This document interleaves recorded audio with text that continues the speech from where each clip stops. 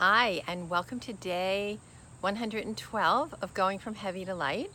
So this morning I had a doctor's appointment at 11:40, and that kind of timing is a little dicey for me when it comes to lunchtime because I'm usually hungry around 11:30, 12, 12:15 is, kind of when I like to have lunch.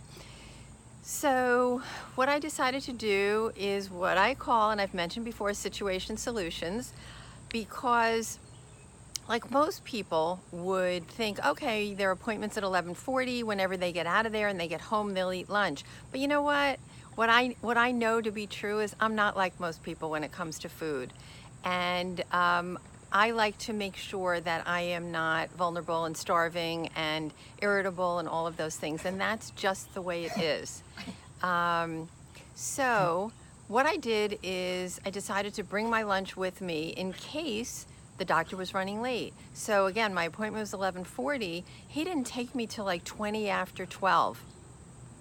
So I had my lunch sitting in the car, and when I got out of there, I think it was around, I don't know, 25 to 1.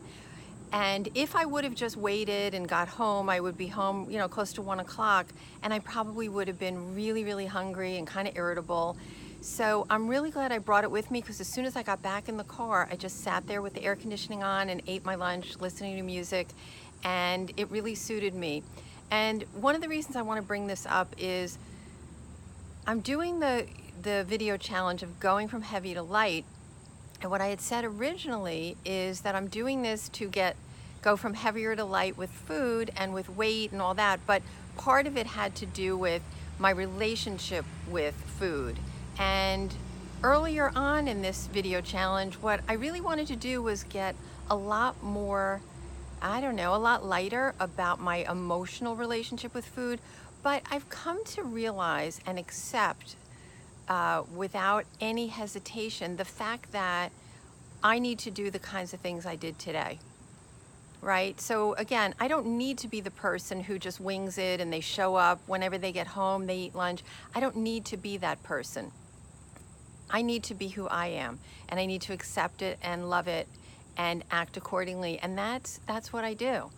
Again, it gets back to, when someone's got this sort of situation where it's a food type of an addiction, it's like you have to manage it every day. And it's not hard to manage. I've created the tools that work, that keep me feeling free from food addiction. And so it's just a matter of doing them every day. And it may take a little extra time to think of something or prepare something to make it work.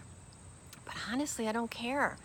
The fact that I know how to take care of myself and I make sure to do it is the most important thing.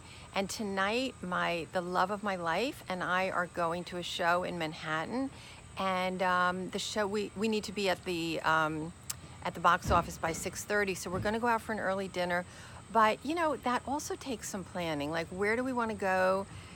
When do we want to get there so that we can have a dinner that we'll both feel comfortable and satisfied and happy with, as well as, being able to have the time together to enjoy having a relaxing meal. So as soon as I'm done with this video, I'm going to just look into places that are somewhat near the theater and that will have a menu that will make me happy, because I don't want to just show up in the city and say, oh, look at that place, or look at this, why don't we do that? I don't like winging it. It just doesn't work. I feel much more in control when I do it this way. And again, I've just come to the conclusion that it's totally fine that this is my way. It's better than fine because it works for me, and that's really all that matters. So hope you have a good rest of your day, and I will see you tomorrow.